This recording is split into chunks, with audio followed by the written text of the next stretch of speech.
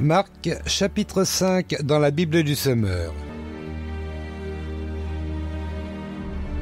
Ils arrivèrent de l'autre côté du lac, dans la région de Gérasa, où Jésus débarqua. Aussitôt, sortant des tombeaux, un homme qui était sous l'emprise d'un esprit mauvais vint à sa rencontre. Il habitait dans les tombeaux, et même avec une chaîne, personne ne pouvait plus le tenir attaché, car on l'avait souvent enchaîné et on lui avait mis des fers aux pieds, mais il cassait les chaînes et brisait les fers. Personne ne pouvait le maîtriser. Sans cesse, nuit et jour, il errait parmi les tombes et sur les montagnes en hurlant, se blessant contre les rochers. D'aussi loin qu'il vit Jésus, il accourut, se prosterna devant lui, et lui cria de toutes ses forces, « Que me veux-tu, Jésus, fils du Dieu très haut ? Je t'en conjure, au nom de Dieu, ne me tourmente pas. » Car Jésus lui disait, « Esprit mauvais, sors de cet homme. » Jésus lui demanda, « Quel est ton nom ?»« Je m'appelle Légion, lui répondit-il, car nous sommes une multitude. » Et il pria instamment Jésus de ne pas les renvoyer du pays. Or, il y avait par là, sur la montagne, un grand troupeau de porcs en train de paître. Les esprits mauvais supplièrent Jésus, « Envoie-nous dans ces porcs pour que nous entrions en eux. » Jésus le leur permit. Ils sortirent donc de l'homme et entrèrent dans les porcs. Aussitôt, le troupeau, qui comptait environ 2000 bêtes, s'élança du haut de la pente et se précipita dans le lac où elles se noyèrent. Les gardiens s'enfuirent et allèrent raconter l'histoire dans la ville et dans les fermes. Les gens vinrent donc voir ce qui s'était passé.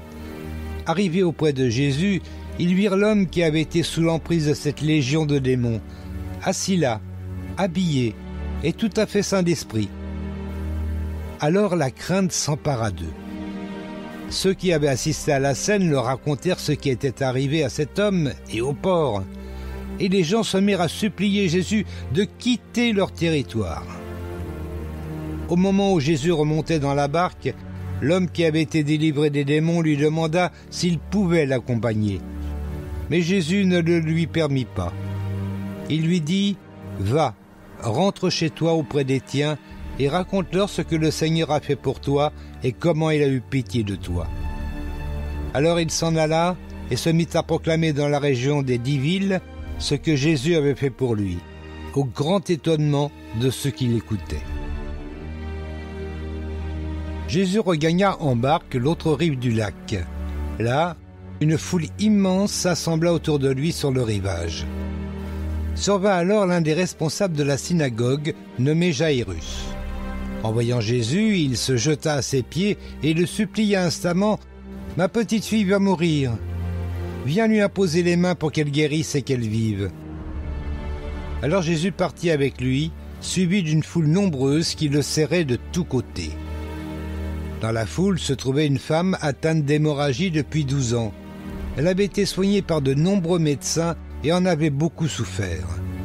Elle avait dépensé toute sa fortune sans trouver la moindre amélioration.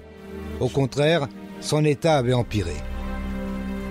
Elle avait entendu parler de Jésus, et dans la foule, elle s'était approchée de lui par derrière et avait touché son vêtement en se disant « Si j'arrive à toucher ses vêtements, je serai guérie. » À l'instant même, son hémorragie s'arrêta et elle se sentit délivrée de son mal.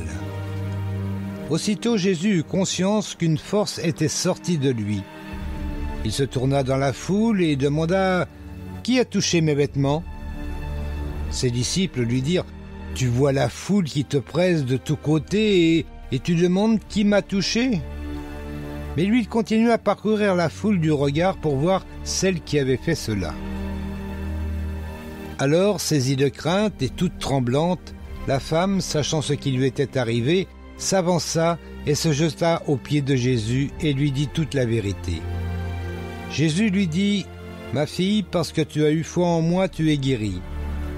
Va en paix et sois guérie de ton mal. » Pendant qu'il parlait encore, quelques personnes arrivèrent de chez le chef de la synagogue pour lui dire « Ta fille est morte, à quoi bon importuner encore le maître ?»